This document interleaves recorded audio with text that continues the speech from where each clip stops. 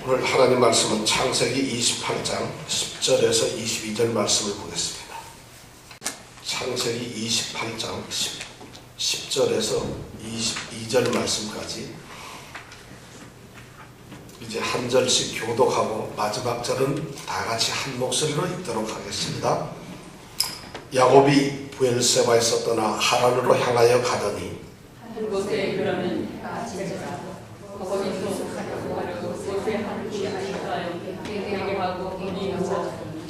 꿈에 본즉 사닥다리가 땅 위에 섰는데 그 꼭대기가 하늘에 닿았고 또 본즉 하나님의 사자가 그 위에서 오르락 내리락 하고 또 본즉 여호와께서 그 위에 서서 가라사대 나는 여호와니 너의 조부 아브라함의 하나님이요 이삭의 하나님이라 너는 땅을 내가 너와 네 자손에게 주리니 네 자손이 땅에 티끌같이 되어서 동서남북에 편만할지며 땅의 모든 족속이 너와 내 자손을 인하여 복을 얻으리라. 내가 너와 함께 있어 내가 어디로 갔는지 너를 지키며 너를 이끌어 이 땅으로 돌아오게 할지라. 내가 내게 허락한 것을 다 이루기까지 너를 떠나지 아니하리라 하시니라. 야곱이 잠이 깨어 가로되 여호와께서 과연 여기 계시거늘 내가 알지 못하였도다. 이에 두려워하여 그러되 두렵도다 이곳이여 다른 것이 아니라 이는 하나님의 전이요 이는 하늘의 문이로다 하고 야곱이 아침에 일찍이 일어나 베개하였던 돌을 가져 기둥으로 세우고 그 위에 기름을 붓고 그 이름을 베델이라 하였더라. 이 성의 본 이름은 무스더라. 야곱이 서원하여 가로되 하나님이 나와 함께 계시사 내가 가는 이 길에서 나를 지키시고 먹을 양식과 입을 옷을 주사 나로 평안히 아니 집으로 돌아가게 하시오면 여호와께서 나의 하나님이 되실 것이요 내가 기둥으로 세운 이 돌이 하나님의 전이 될 것이요 하나님께서 내게 주신 모든 것에서 10분의 1을 내가 반드시 하나님께 드리겠나이다 하였더라. 아멘. 오늘 말씀은 어디에서 일어난 사건이죠? 네, 이정은 집사님이 정답을 말했어요. 베델에서 일어난 사건입니다. 오늘은 먼저 오늘이 이 2014년 주일에 이제 마지막 주일이 됩니다. 1년 동안 우리를 이끌어주시고 인도하신 하나님께 먼저 감사드리고 이 마지막 주일에 여러분들이 다른 곳을 찾지 않아야 하시고 하나님의 전, 어쩌면 야곱이 베고자 하던 그 돌을 세우고 기둥을 만들고 그 기둥이 하나님의 전이 된 것처럼 그 전을 여러분들이 다시 세우신 것을 정말 축하드립니다. 오늘 이 예배 하나님께서 기뻐 받으시는 예배가 되고 또 우리에게는 정말 일생일 때 바꿀 수 없는 그러한 예배가 되기를 원합니다. 지난주 성탄주일이었는데 성탄주일 예배에 못 오신 분들을 위해서 이 시간 성탄 인사를 다시 한번 드리겠습니다. 성탄절 축하드립니다. 지난주에 인사 안 받으셨던 분들은 이 시간 받아주시기를 바랍니다. 성탄절, 정말 올해 성탄절은 저희가 2014 우리의 성탄절이라는 말씀을 제가 말씀을 드렸는데 성탄절에 대한 새로운 의미를 여러분들이 조명을 하셨으면 좋겠고요. 성탄절 하면은 여러분 유명한 가수 하나 있죠. 찰스 유진 패트릭 문이라고 하는 사람이죠. 혹시 누군지 아세요? 찰스 유진 패트릭 문. 우리가 보통 얘기할 때는 팻분 이럽니다. 패트릭 분인데 팻분이라 그러죠. 근데 공식 이름은 찰스 유진 패트릭 분이라고 이렇게 이름을 하고 있죠. 이 사람은 올해 나이가 80인데 아주 신실한 그리스도인입니다. 이분이 무슨 노래를 제일 많이 불렀어요? 크리스마스 캐롤 잘 불렀죠. 그죠? 팻분이. 그리고 그분이 팻분의 이 크리스마스 캐롤이나 이 성탄절 이 노래를 들으면 왠지 모르게 우리가 이렇게 빨려 들어가는 거죠. 팻분이 부르는 거. 그리고 그분은 가수이면서 영화 배우를 했는데 영화에도 하나 출연했던 유명한 영화가 있어요. 에이프릴 러브라고 하는 거죠. 영화 그 에이프릴 러브라고 하는 그 영화 그 주제곡을 바로 그 제목이 에이프릴 러브인데 4월이 되면 우리 젊은 청춘 남녀들이 그 에이프릴 러브를 듣는 것을 그렇게 좋아합니다. 아주 노래가 감미롭고 좋은 노래입니다. 이 팻분이 젊었을 때 있었던 이런 일이 있어요. 페푼이 너무 노래를 잘하니까 곳곳에 이제 노래를 초대를 받아서 부르게 됩니다. 이 말씀을 들으니까 이제 여러분들 아무도 이제 딴 데 이렇게 시선 안 보내고 전부 저한테 다 시선을 모아주시니까 너무 고맙습니다. 다음 주에도 꼭 페푼 얘기를 해야 되겠군요. 그러면 다들 관심을 갖게 됩니다. 이 페푼이 이제 노래를 잘하니까 초대를 받는데 주로 어디에 가서 했는가 하면 힐튼 호텔에 가서 이제 그 힐튼 호텔의 최고 그 나이트 클럽에서 노래를 했습니다. 근데 너무 노래를 잘하니까 힐튼 호텔의 이 사장인 주인이신 이 힐튼이 이제 자기가 머무는 자기 방을 이 페푼에게 줍니다. 그리고 자기를 위해서 음식을 만드는 이 고급 전속 요리사를 반드시 페푼에게 붙여가지고 페푼이 밥을 먹을 수 있도록 자기 전속 요리사를 그대로 붙여서 식사를 하도록 준비를 합니다. 그러니까 이 페푼은 늘 이 힐튼 호텔에서 나이트클럽에서 노래를 부를 때 늘 기뻤어요. 항상 최고의 대접을 받고 바로 이 힐튼 호텔의 주인인 힐튼이 자기에게 이런 배려를 해주니까 너무 고마웠어요. 근데 한 번은 이제 연말이 되어가지고 똑같이 이제 또 힐튼 호텔에 가서 노래를 부르는데 그날도 어김없이 최고의 요리사가 맛있는 요리를 해주고 그리고 힐튼이 자는 그 최고 스윗룸에 가서 이제 잠을 잡니다. 잠을 자려고 벽을 들여다보는데 벽에 초상화가 하나 걸려있어요. 사람이 하나 걸려있는데 가만히 보니까 힐튼이 얼굴이 거기에 이제 걸려있는 것이에요. 힐튼의 초상화가 걸려있어요. 그래서 힐튼을 이렇게 보면서 저 사람은 돈을 많이 벌었구나 이런 생각을 하면서 순간 자기 마음속에 와오는 어떤 생각이 있었어요. 무슨 생각이 있었냐면 나는 힐튼이 이렇게 자고 있는 방에서 자고 그분이 쓰던 그 전속 요리사가 나에게 음식을 만들어주고 지금 힐튼의 초상화까지 보고 있는데 지금 이 방에 있는데 정말 힐튼을 한 번도 만나본 적이 없다는 거지. 나는 힐튼을 한 번도 만나본 적이 없구나. 모든 것을 다 힐튼을 누리지만 힐튼을 만나본 적이 없구나. 이제 봤더니 그것이 내게 지금 현실이로구나. 그러면서 그에게 갑자기 가슴속으로 들러온 생각이 있었어요. 그때 이 페푼은 교회를 다니는 사람이었는데 그냥 교회 다니는 사람이에요. 가서 인간적인 그냥 교회 생활이나 하고 왔다 갔다 하고 폼이나 잡고 멋이나 부리고 교회 그냥 어떻게 보면 습관적인 그냥 세속적인 그런 교회에 다니는 사람이에요. 교회를 왔다 갔다 하는 사람이에요. 그런 자기가 자기 모습을 돌아다보면서 나는 힐튼을 못 만난 것도 그렇지만 신앙을 가지고 있다고 하는 내가 과연 하나님 예수님을 전자 만나봤을까? 이 생각이 갑자기 드는 것이에요. 그러니까 이 페푼이 갑자기 자기 마음에 충격이 나면서 두려워지기 시작하고 그리고 그 자리에서 무릎을 꿇고 이제 통곡을 하면서 기도를 합니다. 내가 이때까지 신앙을 가지고 있는 것처럼 했습니다. 마치 예수 믿는처럼 무늬만 가지고 있었어요. 모양만 내가 폼을 내고 있었어요. 그래서 양복 입고 또는 옷 한복 잘 차려입고 교회 왔다 갔다 했는데 이제 봤더니 내가 예수를 한 번도 못 만났다는 거죠. 하나님을 한 번도 내가 직접적으로 내 마음속에 닿아본 적이 없다는 거지. 그가 거기서 통곡을 하고 울면서 뉘우치기 시작합니다. 자기의 신앙을 다시 점검하게 되면서 그때부터 이 페푼은 소위 캐롤을 부르기 시작되고 그때서부터 정말 철저한 하나님을 만나는 그러한 신앙인으로 바꿔졌습니다. 오늘날도 그런 신앙인으로서 이 페푼이 살아가고 있다는 거지. 그런 이야기를 페푼이 간증하는 그 내용이 있습니다. 오늘 우리는 똑같이 창세기 28장 20절에서 22절 말씀을 통해서 그러한 하나님을 만나는 한 사람을 만나게 됩니다. 하나님을 만나는 그 사람은 어쩌면 평생 이 세상을 살면서 한 번도 하나님을 직접적으로 맞닥뜨렸던 적이 없는 사람이었어요. 그 사람의 할아버지는 아브라함이에요. 그 사람의 아버지는 이삭입니다. 그는 철저하게 하나님 중심의 가정에서 태어났고 할아버지와 아버지로부터 그는 어쩌면 하나님 말씀을 들으면서 배우면서 하나님을 섬기는 방법을 배우면서 그러면서 거룩한 신앙의 가정에서 태어나고 살았던 사람이었어요. 그런 그가 오늘 베델이라고 하는 곳에서 하나님을 만나는 위대한 역사를 우리가 오늘 말씀을 통해서 함께 생각하려고 합니다. 우리 모든 성도들도 하나님을 못 만났었다고 한다면 예수 그리스도를 아직도 나의 주인으로 섬기지 못하고 그분이 나에게 아직도 다가오지 않았다면 이 시간 하나님이 여러분을 찾아가시기를 원합니다. 그 하나님이 여러분들의 마음속에 찾아가고 여러분의 삶의 자리에 하나님께서 찾아가셔서 여러분들의 하나님이 되시기를 원합니다. 오늘 말씀은 고달픈 한 젊은이의 모습이 이제 10절, 11절에서 나타납니다.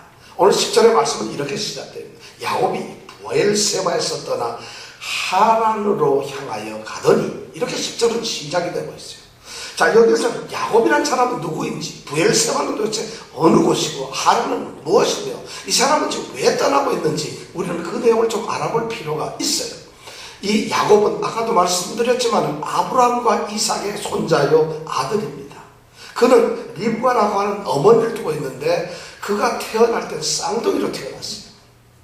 그래서 형은 에서이고 자기는 쌍둥이 동생인 야곱으로 태어났습니다. 그런데 이들 둘이 태어나기 전에 복중에서 이제 고통스러운 둘이 싸워요, 배 안에서. 그러니까 리브가가 너무 힘드니까 하나님 앞에 기도합니다. 하나님, 어떻게 된 애들인데 내 복중에서 이렇게 싸워서 배가 아파 죽을 지경입니다. 그때 하나님께서 말씀합니다. 엄청난 비밀을 이야기하시는데, 큰 자가 어린 자를 섬기리라. 바로 로마서에서 우리가 9장에서도 얘기했죠. 큰 자가 어린 자를 섬기리라. 다시 말하면 에서가 장자로 태어나고 둘째 아들로서 야곱이 태어났는데 장자인 에서가 작은 자인 야곱을 섬기는 그런 민족적인 어떤 신분이 정해질 것이라는 말씀을 하나님께서 리브가에게 하십니다. 리브가는 그 비밀을 간직합니다. 그리고 이제 애를 낳았죠. 그리고 태어나서 큰 애는 에서가 되고 작은 애는 야곱이 되는데, 에서는 기골이 좀 장대하고 굉장히 몸이 큽니다. 그리고 얼굴도 불구스름 해가지고요, 털도 많고, 그래서 그 불구스름하다는 뜻 때문에 에서는 에돔이라고 하는 지파의 이제 한 족속의 우두머리가 됩니다. 그리고 에돔이라고 하는 그 족속은 나중에 신약시대 2000년 뒤에 예수님 시대에 와가지고는 이두메라고 하는 이름으로 불리는데, 그 이두메에서 바로 누가 태어났냐? 헤롯 왕이 태어납니다. 야곱은 둘째 아들로 태어났지만은 야곱은 이제 이스라엘이라고 하는 이름으로 바뀌어지게 되고, 그는 유다 지파를 통해서, 네 번째 아들인 유다를 통해서 바로 똑같이 2000여 년 뒤에는 그 지파 속에서 예수라고 하는 분이 태어나게 됩니다. 이 두 형제 가운데서 참 운명의 아이러니인가요? 헤롯과 예수님이 태어난 이런 형제가 된다는 것이죠. 이런 야곱인데, 이 야곱이 어머니로부터 늘 너는 형으로부터 존경을 받을 것이다, 형의 섬김을 받는 네가 우리 가문을 이어갈 장자가 될 것이라는 이야기를 아마 들었을 거예요. 그런데 이 리브가 엄마는 절대 그거를 이삭이, 남편인 이삭이 얘기를 하지 않은 것 같아요. 그래서 어느 날 이 에서가 밖에서 사냥을 하고 들어와서 허기질 때 이 야곱이 출입을 하죠. 야곱이 얘기를 하죠. 형, 형이 장자 있잖아, 맏아들인데 그 맏아들이라고 하는 권리를 내게 좀 팔아라. 내가 이 팥죽을 내가 줄 테니까. 그래서 에서는 그 자리에서 아무 생각 없이 그 맏아들, 장자라고 하는 명분, 그 아버지의 특권, 맏아들의 특권을 이제 팥죽을 먹으면서 야곱에게 넘깁니다. 우리는 여기서 속였다 뭐 이런 얘기를 하는데, 사실 어떻게 보면 이건 하나님의 섭리예요. 하나님께서는 이미 복중에서 야곱이 에서로부터 섬김을 받는다는 것을 하나님께서 예정을 하고 계셨던 것이에요. 사람의 눈으로, 그러니까 우리가 성경을 인간적인 눈으로 보면 야곱은 사기꾼 같고 거짓말쟁이 같지만은 실제 하나님의 거룩한 일을 이루어가는 것이거든요. 그리고 난 다음에 또 시간이 한참 지나서 아버지인 이삭이 눈이 어두워지고 이제 늙었어요. 눈이 침침해지니까 죽기 전에 사랑하는 아들, 맏아들인 에서에게, 맏아들이니까 축복을 하고 싶은 거지. 그래서 에서에게 부릅니다. 내가 너를 오늘 우리 가문의 맏아들이니까 너를 축복을 하고 싶다. 리브가가 자기 이 꿈에 자기 하나님께서 계시한 이 얘기를 아마 이삭하고 얘기하지 않은 것 같아요. 이삭은 모르고 있어요. 리브가만 알고 있어요. 그러니까 이 이삭은 에서를 불러가지고 네가 맏아들이니까 네가 오늘 사냥을 해서 맛있는 음식을 가지고 별미를 차려오면 내가 장자의 축복을 너에게 하겠다 하고 이제 얘기를 합니다. 그러니까 에서는 갔죠. 사냥을 하러 갔는데, 문제는 그 말을 이 어머님 리브가가 듣습니다. 그리고 리브가가 이제 야곱을 불러서 큰일 났다. 아버지가 큰아들 에서에게 이제 장자 축복을 하는데 그가 장자가 아니고 네가 장자 아니냐. 장자의 권리를 네가 가지고 있지 않느냐. 네가 축복을 받아야 된다. 그래서 이제 속임을 가지고 그래서 이 야곱이 형 대신 아버지를 속이고 이제 장자의 직분을 그리고 장자의 이 축복을 받게 됩니다. 에서는 이제 속으면서 이제 축복을 하게 되는 것이죠. 바로 이런 사건이 있고 나게 되니까 에서가 그 사실을 알고 속았고 자기가 잘못되어 있다는 것을 알게 되는 거죠. 그러니까 에서가 이제 분노하기 시작합니다. 이거 안 되겠구나 해서 에서가 야곱을 죽이기로 작정을 합니다. 그래서 말을 하면서 생각하기를 언제든지 이 야곱이 걸리면 야곱을 죽이겠다. 야곱을 죽이겠다. 이러면서 말을 계속하고 있는 것이에요. 그렇게 되니까 이제 이 야곱은 두려워졌어요. 근데 그것을 또 이 어머니 리브가가 그 말을 듣게 되는 것이에요. 그러니까 리브가가 까딱 잘못하면 아들 둘을 다 잃게 생겼거든. 그러니까 이제 남편인 이삭에게 얘기합니다. 나는 큰아들 에서가 결혼을 했는데 이 가나안 땅 햇사람의 여인들하고 사는 것이 너무 싫어요. 우리는 하나님이 택하신 이 유다 사람, 이 히브리 사람인데 우리가 왜 이 땅 가나안 사람 여인을 특해가지고 면피로 하고 하니까 하루도 살만이 나질 않습니다. 그래서 우리 아들 야곱에게는 이 땅의 딸 헷족 속의 딸이 아니라 저기 하란 땅에 있는 우리 오라버니 집에 가서 그 오라버니의 딸들하고 결혼을 시켜서 우리 민족과 같이 결혼했으면 좋겠어요. 이런 제안을 합니다. 그러니까 이삭이 들어보니까 그 말이 맞는 것 같거든요. 그래서 이삭이 야곱을 부르고 야곱은 지금 이삭 입장에서는 야곱이 죽음의 위협 속에 있는지를 전혀 모르고 이제 너는 하란 땅으로 가서 그곳에 너의 삼촌이 되는 라반의 집에 가서 이제 라반의 딸인 그 딸을 얻어서 아내로 삼고 그리고 거기서 살아라 하고 보냅니다. 바로 오늘 사건은 그런 내용의 이제 이 실마리를 야곱이 부엘세바에서 이제 떠나가지고 하란으로 간다는 이야기를 오늘 하고 있어요. 근데 부엘세바는 지금 누가 이삭이 살고 있는 집이고 고향이고 하란은 이 야곱의 외삼촌인 라반이 살고 있는 도시입니다. 근데 이 거리가 어느 정도 되는가 하면 한 500마일이 조금 넘으니까 800km 좀 넘어요. 거의 한 달을 좁게 걸어가야 되는 그 길을 이 야곱이 혼자서 가게 되는 것이에요. 오늘 10절은 바로 그 얘기를 하고 있는 것이에요. 이 야곱이 지금 그 길을 가고 있는 것이에요. 여러분 오늘 뉴욕 땅에서 우리가 500마일을 간다고 생각을 하지 마세요. 지금부터 적어도 4,000여 년 전에 이제 이삭이라고 하는 젊은이가 한 번도 가보지 못한 미지의 세계, 전혀 가보지 못한 그 산길을 바로 이 팔레스타인 가나안 땅의 산길을 통해서 이제 외국 땅인 하란 땅으로 지금 가고 있어요. 그렇게 가고서 이제 11절에 보니까 한 곳에 이르러 해가 진지라 거기에서 유숙하려고 돌을 취해가지고 돌베개를 하고 누웠다고 이렇게 되어 있습니다. 한 곳에 이르렀다. 여기서 한 곳이 어딘지 이름을 밝히지 않고 있어요. 어떤 곳인데 한 곳에 이르렀어요. 그런데 거기에 이르렀다는 얘기는 이 사람이 거기에 그냥 저절로 가다 보니까 간 것이 아니라 이 이르렀다는 말은 무엇인가가 의도적으로 아주 일부러 끌고서 그쪽으로 이렇게 가도록 인도를 했다는 뜻이에요. 누가 했겠어요? 하나님이 하신 거죠. 그래서 한 곳에 하나님께서는 이 야곱을 이끌어 거기로 가게 하시고 거기서 자게 했다. 우리 성도들이 사는 인생의 삶에 있어서는 결코 우연이 있을 수가 없어요. 모든 것이 하나님께서 우리에게 하나님의 자녀인 성도들에게 하나님께서 모든 것을 계획하시고 하나님의 뜻 안에서 이루어 가신다는 거죠. 아인슈타인이 그런 말을 했죠. 하나님은 결코 주사위를 던지지 않으십니다. 하나님은 주사위를 던지지 않으세요. 하나님은 우연을 노리시지 않는 분이라. 하나님에게는 우연이라는 것이 없다는 거죠. 그런 말을 이제 아인슈타인이 했는데 바로 하나님은 지금 이 야곱을 한 곳으로 의도적으로 끌어가셔가지고 그곳에서 돌을 베고 자게 하도록 만들었다는 거죠. 그런데 이 야곱이 얼마나 좀 고통스러운지 몰라요. 생각해보세요. 고향을 떠났어요. 부엘세바라고 하는 고향인데 고향으로 돌아갈 수 없어요. 고향을 돌아가게 되면 자기의 목숨을 노리는 형이 있어요. 가면 죽습니다. 그 집을 돌아갈 수 없는 이 젊은이가, 이 야곱이 그렇다고 가야 할 하란 땅은 너무 먼 곳인데 한 번도 가본 적이 없어요.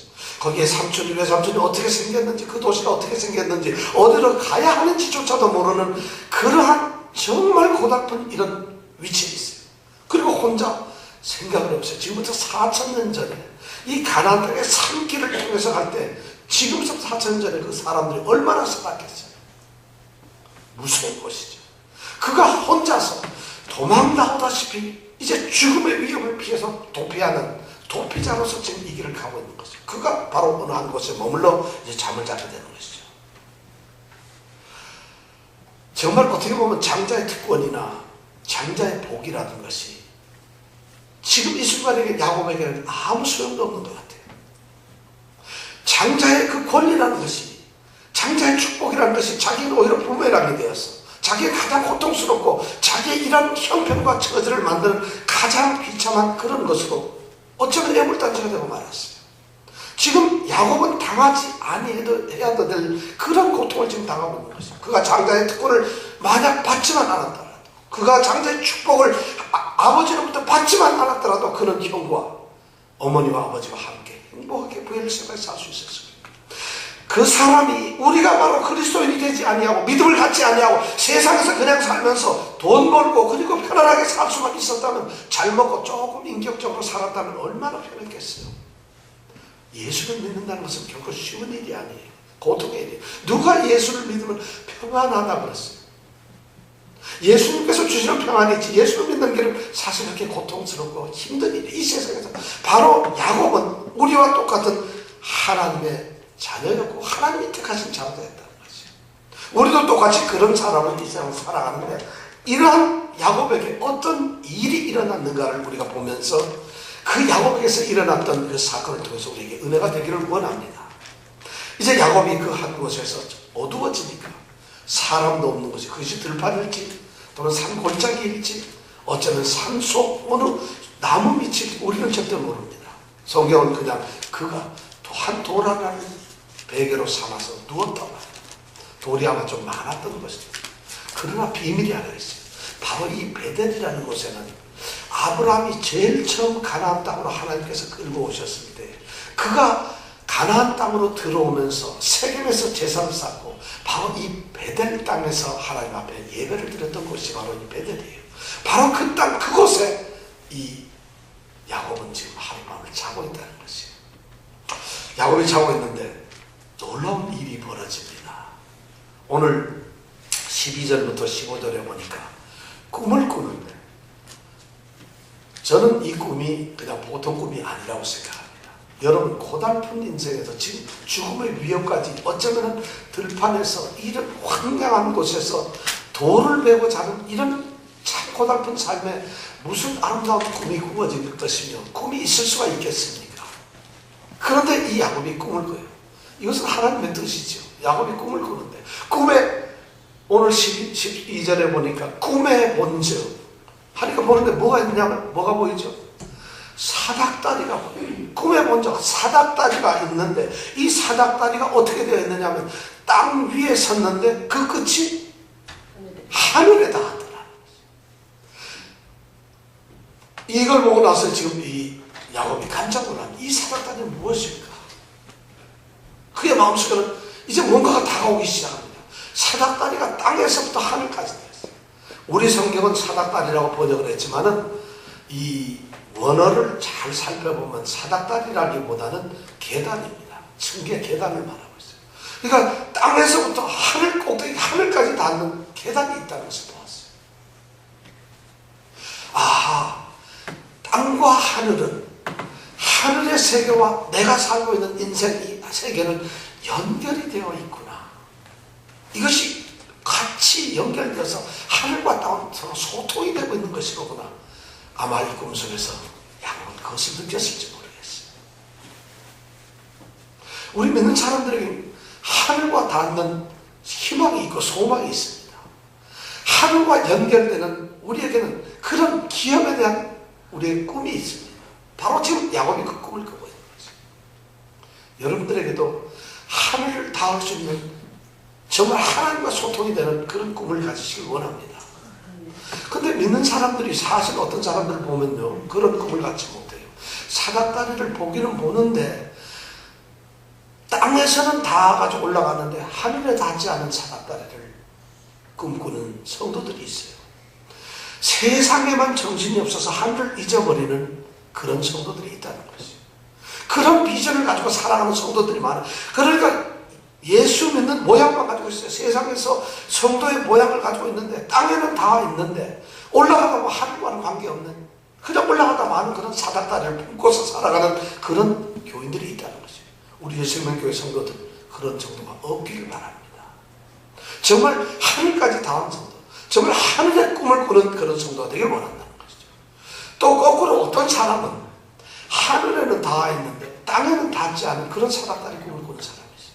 그냥 하늘만, 세상만 생각하고 하늘 이것만 생각하고 이 세상을 전혀 생각하지 않는 사람이 있어요. 우리 성도들은 바로 땅에 닿아서 하늘에 닿는 그런 사닥다리 꿈을 가지시길 바랍니다. 자, 이런 사닥다리 꿈을 꾸는데 그 꿈을 보면서 사닥다리를 보고 있는데 또 유심히 또 봅니다. 그 다음 이 12절 중간에 보니까 또 본 적이에요. 꿈을 꾸는데 지금 이 장면이 하나씩 다가오는 것이에요. 야곱이 이제 벽에를 메고서 자면서 꿈을 꾸는데 한 장면을 딱 보았는데 사닥다리가 당하는 것을 봤어요. 그리고 또 유심히 다가서 보니까 그 사닥다리 위로 하나님의 천사들이 오르락내리락하다. 많은 천사들이 올라갔다 내려갔다는 거죠. 그 천사들이 무엇을 할까요? 하나님의 일들을 이 세상에 전하시는 것이에요. 그리고 이 세상에 일어난 일을 우리 하나님께 보고하는 것이에요. 결국 하늘과 땅이 지금 하나를 만들어요. 우리 성도들은 그렇구나. 성도들은 이 땅에서 우리가 살아가는 것이 하나님께 반드시 연결이 되고 하나님께 그대로 올라가는 거죠. 그러니까 여러분들 절대 혼자가 아니에요. 여러분들의 하나님을 하나님 모르시는 것이 아니라 하나님께서 우리 하는 것을 다 알고 계신다는 것이죠. 그 천사들이 오르락내리락 하는 걸 보니까 이 야곱이 점점 더 이상한 생각을 했겠죠. 그래서 또 다가갑니다. 13절에 보니까 또 다가갑니다. 그래서 또 먼저 3번 보게 됩니다. 3번째 보니까 그 사닥다리 제일 꼭대기에 누가 계시냐, 그 위에 여호와께서 그 위에 서 계시는 거예요. 바로 하나님이 계셨다는 것이에요. 놀라운 순간입니다. 야곱은 그의 인생에서 8번 하나님을 직접 대면하고 하나님의 음성을 듣는 경험을 하는데 이제 야곱의 인생에 있어서 처음으로 하나님과 맞닥뜨려지는, 하나님을 대면하는 순간이 바로 이 자리였다는 것이에요. 야곱은 지금까지 아브라함과 이삭의 아들로서 살아오면서 믿음의 모습을 가지고 오면서 아브라함의 하나님은 있었고 이삭의 하나님은 있었지만 정작 자신이 만난 하나님은 없었어요. 그런데 이 야곱이 드디어 이 순간 하나님을 만나게 되는 거죠. 그것도 가장 고통스럽고 고난스러운 그 순간을, 그 고난의 순간에 그가 하나님을 찾아갔던 것이 아니라 하나님께서는 가장 고난하고 고통스러운 그 야곱의 형편에 그 자리로 찾아오셨다는 것이, 이제 하나님을 만나게 됩니다. 야곱은 하나님을 만나는데, 그러니까 야곱은 어떻게 내가 이것을 하나님을 만나게 되느냐, 야곱의 눈에는 이제 서서히 하나님만 다가옵니다. 사닥다리도 천사들도 뒤에 배경으로 사라집니다. 그리고 하나님이 자기 눈앞에 온전히 하나님만 나타나는 모습을 볼 것입니다. 그리고 야곱 스스로도 자기는 지금 돌베개에 누워있는 것이 아니라 하나님 앞에 서 있는 하나님의 자녀의 모습으로, 하나님의 사람의 모습으로 자기 모습이 달라가고 있다는 것을 지금 느끼고 있습니다. 그런데 그 하나님께서 입을 여시고 말씀하는 거죠. 하나님께서 약속을 지금 주고 계시는 건데 그 약속이 2가지로 나타납니다. 오늘 13절에서 15절 말씀에 보면 하나님께서 약속을 하시는데, 첫 번째 하나님께서 말씀하시기를 당신이 누구라는 것을 소개하면서 약속을 합니다. 나는 여호와니 너의 조부 아브라함의 하나님이요 이삭의 하나님이라. 이분이 바로 당신의 이름을 여호와라고 부르는구나. 그리고 이 하나님이 지금 자기가 하나님을 만났는데 이 하나님은 나의 할아버지인 아브라함의 하나님이었고 나의 아버지, 내가 지금 고향에 두고 온 그 아버지의 하나님이었구나. 할아버지를 이때까지 인도하시고 가나안 땅에서 거부가 되게 하셨고 충성하게 하셨던 그 하나님, 이삭을 통해서 하나님께서 위대한 일을 이루셨던 그 하나님이 바로 자신이라고 하나님께서 야곱에게 숨겨라. 이름이 여호와이고 그분은 아브라함의 하나님이고 이삭의 하나님이라고 말씀하고 있습니다. 있어요. 여호와와 하나님은 다르죠. 여호와는 스스로 계신 자라고 하는 하나님의 이름이지만 이 하나님이라고 하는 말은 전능자라는 말이에요. 엘로힘, 전능자라는 말이에요. 바로 아브라함과 이삭을 지금까지 인도하셨고 그들에게 모든 것을 행하셨던 전능하신 자라는 것을 하나님께서는 지금 이 야곱에게 말하고 있어요.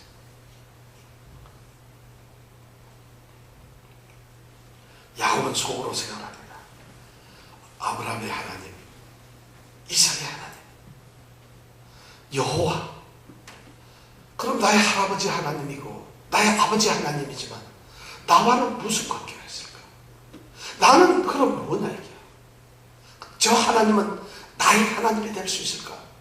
저분은 야곱의 하나님이 될 수 있을까? 아마 어쩌면 야곱은 그런 생각을 할 수가 있을지 모르겠어요. 아니 우리 성도들이 이 성경을 읽으면서 아브라함의 하나님이고 이삭의 하나님이었다면 이 하나님은, 이 베델에 나타나는 이 하나님은 야곱의 하나님이 되실 수가 있을까? 그런데 그 다음 이 하나님께서는 그 입을 여셔서 야곱에게 축복의 언약의 말씀을 던져주고 계십니다. 너 누운 땅을 내가 너와 내 자손에게 주리니. 땅에 약속하신 거예요. 지금 야곱이 땅에 누워있어요. 어느 땅인지 모르지만 한 곳에 베개를 하고 누워있는데 네가 누운 그 땅을 너와 내 자손에게 주겠다는 것입니다. 그리고 두 번째 또 약속을 봅니다. 내 자손의 땅에 티끌같이 되었어. 땅에 티끌같이 되었어. 동서남북에 편만할지니라. 온 세상에 너의 후손들이 가득 차게 될 것이다. 자손에게 축복을 하게 됩니다. 그리고 또 계속 축복을 하게 되는데 뭐라 하냐면 이제 땅의 모든 족속이 너와 내 자손을 인하여 복을 얻으리라. 이런 축복을 하세요. 세 가지 축복을 하세요. 땅의 축복을 하시고 자손의 축복을 하시고 그리고 마지막에 네가 복의 근원이 될 것이라. 네가 바로 복덩어리 그 자체가 될 것이라 하는 축복을 내리세요. 야곱이 그 순간 아마 깜짝 놀랐을 거예요.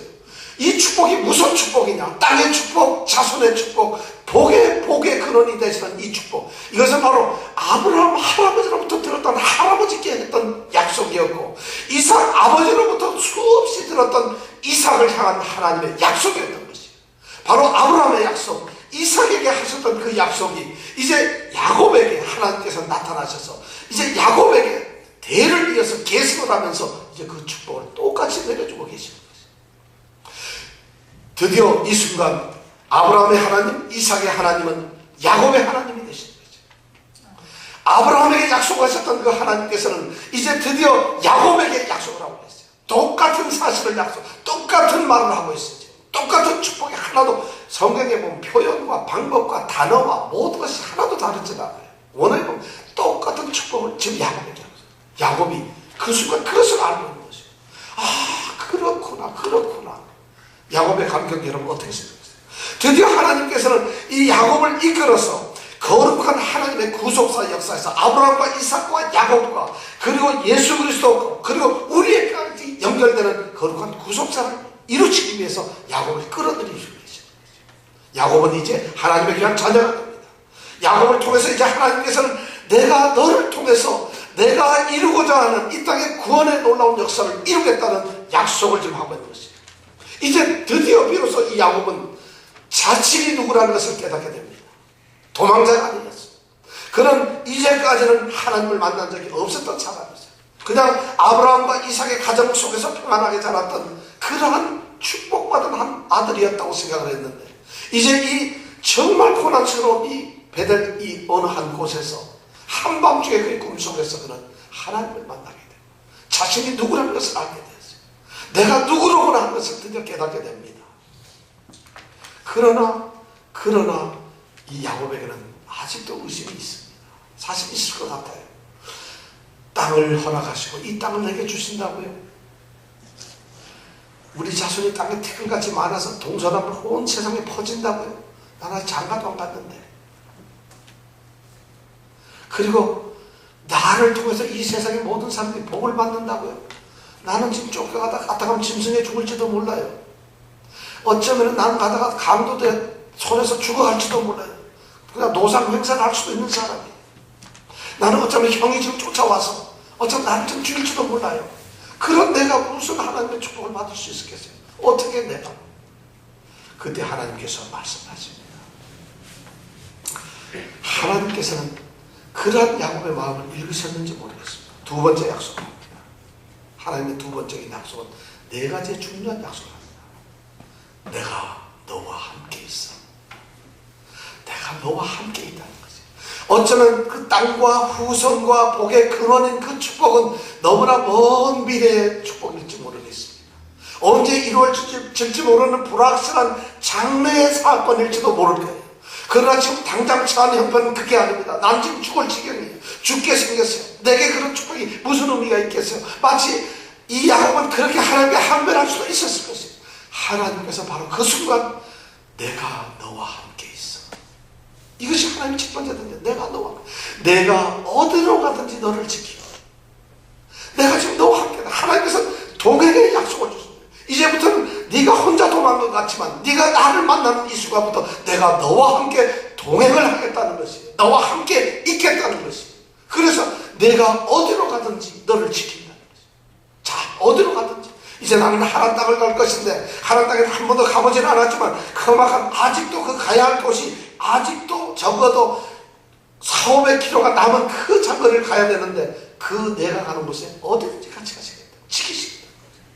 그뿐만 아니라 다시 이 땅을 너에 주는 그 약속을 하셨는데 너를 이끌어 이 땅으로 돌아오게 할 것이다. 너를 이끌어서 반드시 날 이끌어 돌아오게 할 것이다. 얼마나 놀라운 축복인지 몰라요. 그리고는 더 엄청난 축복. 내가 내게 허락하는 것을 다 이루기까지 결코 너를 떠나지 않을 것이다. 내가 이 약속한 모든 것들, 내가 너에게 주고자 했던 모든 축복들, 내가 너와 맺었던 이 약속의 언약의 모든 것들을 다 이루기까지 하나도 어김없이 이룰 그때까지 나는 너를 결코 떠나지 않을 것이야. 야곱이 이런 축복을 받고 있어요. 그러게 야곱이 어떻게 했어요, 여러분? 이런 축복을 받으니까 깜짝 놀랐어요. 아하, 이제는 더 이상 야곱에게는 더 이상 할 말이 없어요. 하나님의 동행, 하나님을 만났는데 그분이 바로 아브라함의 하나님이었고 내 아버지 이삭의 하나님이었는데 그 하나님이 이제 야곱의 하나님이 되시겠다 그러면서 이 베델의 하나님이 야곱의 하나님이 되시겠다면 야곱과 함께 있다는 것이에요. 야곱과 함께 계시겠다는 것이에요. 하나님이 동행하는 그 하나님, 이 야곱은 모든 것을 드립니다. 할아버지 아브라함을 지켰던 그 하나님이 나를 지키실 것이다. 아버지 이삭을 오늘 이렇게 부유하게 하시고 건강하게 하셨던 그 하나님이 나와 함께 하신다는 이런 확신을 갖게 된다는 것이에요. 하나님이 함께 하시면 못할 일이 없다는 것이에요. 야곱은 그 순간 잠을 깨게 됩니다. 그리고 하나님께 헌신합니다. 오늘 16절에 보니까 야곱이 잠을 깨요. 자다가 그 꿈속에 야곱은 잘 수가 없어요. 하나님께서는 꿈속에서 꿈으로 하나님을 계시하는 구약에 보면 그런 일이 많은데 바로 하나님께서는 이 야곱에게 꿈으로 나타나셨던 것이 야곱이 잠을 깹니다. 얼마나 두려운지 몰라요. 여기 하나님을 내가 만나게 되었다면 꿈이 생생한 현실로 다가옵니다. 하나님의 모습이 보입니다. 하나님께서 들려주셨던 그 음성이 자기에게 들립니다. 얼마나 이것이 두려운지 모르겠어요. 아, 여기가 하나님이 계시는 곳이로구나. 여기가 과연 하나님이 나와 함께 계셨구나. 이것이 바로 하나님의 전이고 여기가 바로 하늘로 올라가는 문이었구나. 이것을 깨닫게 된 이 야곱이 두려움을 얼마나 느꼈어요. 그리고 그런 벌떡 일어납니다. 그리고 그 다음날 계속 뒤척이다가 아마 그 밤이 어떻게 지나갔는지 모릅니다. 야곱은 아침 해가 뜰 때 일찍 새벽에 일어나 자기가 돌베개 했던 그 돌베개를 기둥으로 씁니다. 그리고 거기다 기름을 붓습니다. 하나님께 예배를 드리는 것입니다. 그리고 그 땅 이름을 베델이라고 이름을 부르게 되는 것입니다. 바로 베델이라는 말은 하나님의 집이라고 합니다. 하나님의 집, 베델. 이제 그런 헌신을 이 야곱이 하게 됩니다. 죽음의 도망자의 그런 두려움 속에서 쌓여서 그 두려움에 어찌할 바를 몰랐던 야곱에게 이제 그 두려움은 사라지고 하나님을 경외하는 거룩한 두려움만이 이제 이곳에 남게 되었습니다. 하나님을 만나는 순간 이 야곱은 달라졌습니다. 이제 보잘것없는 죽음의 위험을 가지고 도망을 치던 도망자 이 야곱은 이제 거룩한 하나님의 부르심을 갖고 믿음의 확실한 약속을 가진 거룩한 순례자로 이제 그의 인생은 달라집니다. 이제 자기가 돌 베고 하룻밤 자던 그 돌덩이는 드디어 하나님을 만나서 하나님을 기념한 위대한 기념비로 세워지고, 결국에는 그 기념비가 하나님이 거하신 하나님의 하나님의 성전이 될 것입니다. 그뿐만 아닙니다. 이제 한 곳이, 자기가 이름도 몰랐던 그 한 곳, a place가, 별로 평범하던 a place가 드디어 the place로 달라집니다. 거룩한 곳이 된다는 것이죠. 이제 그 땅은 결코 평범한 땅이 아니라 특별하고 거룩한 하나님의 집인 베델이 된다는 것이에요. 바로 성지가 되기 시작하는 순간입니다. 이 모든 사건이 아브라함이 하나님을 만났을 때라는 것이에요. 베델에서 만나신 이 하나님, 그 하나님이 이제 베델에 찾아오셔서 야곱을 만나는 순간 야곱은 달라지기 시작해요. 변화되기 시작했어요. 어제의 야곱이 아닙니다. 어제의 땅이 아닙니다. 어제의 돌덩이가 아닙니다. 어제의 상황이 아닙니다. 어제의 모든 것들이 이제 아침 햇살과 같이 전부 다 없어지는 것이에요. 우리 사랑하는 성도들에게 이런 하나님을 만나는 축복이 있기를 원합니다. 정말 하나님 못 만나니까 엉뚱한 헛소리를 하고 있는 것이에요. 엉뚱한 짓을 하고 있는 것이에요. 하나님을 못 만난 사람들이 하는 것이 불평과 불만과 여전히 고난과 고통 속에서 떠들어 사는 것이에요. 하나님을 만난 이 야곱에게는 세상이 달라져 버렸어요. 도망자가 달라졌고, 돌이 달라졌고, 장수가 달라졌어요. 완전한 변화가 일어났을 것입니다. 이 야곱은 그 아침에 돌단을 쌓고 거기에다가 기름을 붓고 예배를 드립니다. 그리고 이름을 바꾸면서 그는 그곳에서 하나님께 서원을 합니다. 오늘 20절에서 22절까지 읽은 말씀에 하나님께 서원을 합니다. 그의 소원은 참 놀랍습니다. 정말 그 소원은 이제 하나님께서 약속한 그 축복이 자기에게 그대로 이루어질 것이라고는 확신납니다. 그래서 그가 소원을 하는데 들어보십시오. 그의 소원은 하나님이 나와 함께 계시사,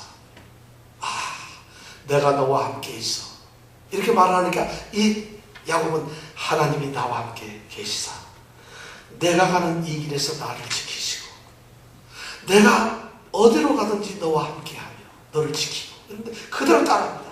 내가 가는 이 길에서 나를 지키시고 먹을 양식과 입을 옷을 주사 나로 평안히 아비 집으로 돌아오게 하신다면, 만약 그런다면 바로 이렇게 고백을 하기 시작합니다. 드디어 하나님을 고백하기 시작합니다. 이 야곱의 고백은 바로 이것이에요. 하나님이 말씀하신 그것이 자기의 그대로 이루어질 것을 확신합니다. 그래서 확신과 찬양과 감사의 기도를 합니다. 그렇습니다. 야곱이 지금 소원하는 건 이겁니다. 나와 함께 하시는 하나님, 내가 가는 이 길에서 나를 지키시는 하나님, 먹을 양식과 입을 옷을 주시는 하나님, 나를 평안히 아비 집으로 돌아오게 하시는 그 하나님, 그 하나님을 찬양합니다. 그 하나님께 영광을 돌립니다. 이렇게 지금 고백하면서 기도하면서 그가 하는 소원이 세 가지가 나오죠. 여호와께서 나의 하나님이 되실 것이다. 이제 이 아브라함의 하나님, 이삭의 하나님은 바로 야곱의 하나님이 되시는 것이에요. 나의 하나님이 되시는 것이에요. 이제까지 하나님을 만나지 못했던 야곱의 인생은 변해지고, 이제 야곱은 드디어 하나님만 섬기고 하나님만 알고 하나님만 오로지 섬기는 하나님의 사람으로서, 나의 하나님으로서 이제 이 야곱은 그 하나님을 고백하게 되는 것이죠. 나의 하나님이 되십니다. 그뿐만 아니라 그가 말하기를 내가 기둥 세운 이 돌이 하나님의 절이 될 것이라고 얘기합니다. 자기가 세웠던 이 돌이, 이 내가 고난 중에 내 머리를 베고 있었던 이 돌베개가 드디어 하나님이 계시는 하나님의 집이 된다는 것이에요. 하나님의 거룩한 성전을 이루겠다는 것이에요. 이 야곱은 약속을 합니다. 하나님이 나의 하나님이신데 그 하나님을 위해서 이 땅에서 내가 가장 아름다운 하나님의 성전을 짓겠습니다 고백을 하는 것이에요. 위대한 교회를 세우겠다는 것이에요. 하나님의 성전을 세우겠다. 그러면서 그가 다시 또 하나 더 하죠. 하나님께서 내게 주신 모든 것에서 10분의 1을 내가 반드시 하나님께 드리겠나이다. 자기의 모든 것을 헌신해서 자기의 모든 것을 아끼지 아니하고 하나님을 위해서 드리겠다는 위대한 소원을 지금 이 순간 야곱은 하고 있습니다. 베델에서 만난 이 하나님, 야곱은 인생의 가장 고달픈 길에서 하나님을 만납니다. 죽음의 두려움 앞에서, 외로움 앞에서, 미지의 세계에 대한 그런 두려움과 갈등 속에서 하나님께서 이 야곱을 찾아오셨습니다. 하나님께서 베델의 하나님으로 야곱의 하나님이 이제 이때서부터 야곱의 인생은 성경을 보면 달라집니다. 그는 고난 시련 속에서 하나님, 베델의 하나님을 기억합니다. 그는 역경과 어려움 속에서 베델로 올라가기를 원합니다. 왜냐하면 베델에서 그는 하나님을 만났고 그 베델에서 하나님의 약속을 들었고 그 하나님께 소원을 했던 그곳이기 때문에 그는 그 베델의 하나님을 그 가슴에 품고 평생을 이제 살아가기를 시작합니다. 이제 한 해를 마감하는 우리 모든 성도들에게도 야곱에게 베델의 하나님이 있었다면 우리 성도들에게도 여러분들의 하나님이 있기를 원합니다. 여러분들 그 하나님 만나세요. 가짜들 되지 마시고 하나님 없이 믿는 척 하지 말고 하나님을 만나는 참된 여러분 하나님을 소유하는 성도들이 되십시오. 그 하나님이 여러분들의 하나님이 되시길 원합니다. 그 하나님이 베델에 나타났던 그 하나님이 2000년이 훌쩍 뛰어넘어서 요한복음 1장에 보면은 어느 날 갈릴리 해변에서 놀라운 일이 벌어집니다. 빌립이 예수님을 만나고 예수님의 제자 빌립이 예수님을 만납니다. 그런데 예수님이 메시아인 것을 깨닫습니다. 그래서 급히 뛰어가서 무화과 나무 아래서 명상을 하고 있는 자기 친구 나다나엘을 찾아갑니다. 야, 나다나엘, 메시아를 만난다. 이 땅에 메시아가 오셨다. 빌립이 자랑스럽게 얘기합니다. 나다나엘이 대답하죠. 나사렛에서 무슨 선한 것이 날 수 있느냐? 도대체 이 땅에서 뭐가 메시아가 나고 선한 것이 있겠느냐? 그가 얘기합니다. 아니야, 내가 봤어. 끌고 갑니다. 나다나엘을 데리고 이제 예수님 앞으로 데려갑니다. 예수님께서 나다나엘을 보시고 참 이스라엘 사람이다. 이스라엘은 이런 사람이 없다. 이렇게 말씀하시니까 나다나엘이 깜짝 놀랍니다. 주님은 나를 어떻게 아세요? 내가 무화과 나무 아래 있을 때 내가 보았느니라. 나다나엘이 무화과 나무 아래 있을 때 보았다는 것이에요. 예수님이 보이지 않는 그 멀리 떨어져 어디 있는지도 모르는 무화과 나무에 있는 아래에 있는, 그래서 거기 무화과 나무에서 기도하고 있는 나다나엘을 주님께서 이미 보셨고 전능하신 하나님이신 이 주님께서는 예수님께서 볼 수밖에 없었죠. 그러면서 예수님께서 놀라운 말씀을 하십니다. 진실로 진실로 너에게 이르노니 하늘이 열리고 하나님의 사자들이 인자 위에 오르락 내리락 하는 것을 너희가 보게 될 것이다. 바로 사닥단에서 일어났던 이 사건, 야곱이 만났던 베델의 하나님은 2000년 뒤에 우리 나사렛에서 우리의 구세주로 오신 바로 예수님 그분이었어요. 이제 우리는 베델을 찾을 필요도 없고 예루살렘도 우리에게 필요 없어요. 우리 주님께서 우리의 사닥다리가 되시고 우리의 하나님이 되셨어요. 주님을 통해서 우리는 하늘을 올라갈 수 있어요. 그 주님께서 우리에게 영원한 천국 땅 기업을 인정해 주셨고 우리를 통해서 복음을 통해서 많은 사람이 믿음의 아들 딸로서 태어나기를 원하셨고 또한 우리를 통해서 이 세상의 모든 사람이 예수 그리스도의 생명의 복음을 듣게 하는 참으로 우리가 복의 근원이 되는 귀한 사명을 우리에게 주셨다는 것이에요. 오늘 사랑하는 우리 예수 믿는 성도 여러분, 저는 이 한 해가 다 가기 전에 며칠 남지 않은 이 한 해 동안에 우리 모든 성도들이 정말 하나님 만나기를 원합니다. 정말 하나님 맞닥뜨려지기를 원해요. 야곱이 베델에서 하나님을 만났던 것처럼 우리는 뉴욕에서, 플로리다에서, 베이사이드에서, 뉴저지에서 하나님을 만나야 돼요. 그 하나님을 만나고 우리가 변화돼야 돼요. 달라져야 됩니다. 제발 야곱의 모습을 우리가 본받습니다. 야곱의 가문보다 우리가 나은가요? 야곱의 믿음보다 우리가 더 나았을까요? 그 야곱이 하나님을 만날 때 달라집니다. 그 하나님, 나의 하나님이 우리에게 찾아오시기를 간절히 축원합니다. 그 하나님을 만나시기를 축원합니다. 기도하겠습니다. 고난 중에 있는 야곱을 찾으셨던 우리 하나님 찬양합니다. 고난이 전부인 줄 알았지만 고난 속에서조차 하나님을 찾지 못했던 야곱이지만 고난에 있기 때문에 하나님을 더 알지 못했던 그 야곱이지만 우리 하나님께서는 그 고난 자리로 내려가셔서 야곱을 만나셨습니다. 오늘 우리의 삶 가운데 빛으로 주님께서 오셨습니다. 우리가 하나님을 만나는 위대한 역사가 오늘 있게 하여 주시옵소서. 정말 하나님을 만나서 나의 하나님으로 모시고 우리의 인생이, 우리의 삶이, 우리의 모든 환경이 달라지게 하여 주시옵소서. 그 위대한 역사가 오늘 12월 28일 우리 가운데 일어나게 하여 주시옵소서. 예수님 이름으로 기도드렸습니다. 아멘.